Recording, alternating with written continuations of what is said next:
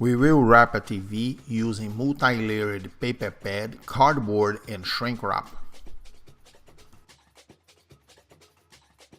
We now apply cardboard to reinforce protection.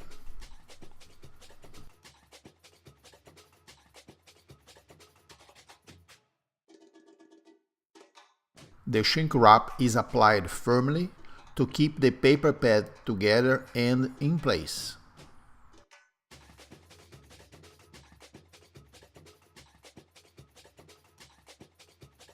We put the TV on its side to cross the wrapping.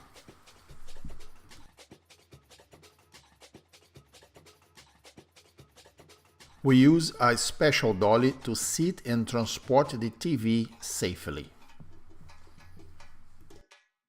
As we are going to roll the dolly to the truck, we use shrink wrap to secure the TV and the other items.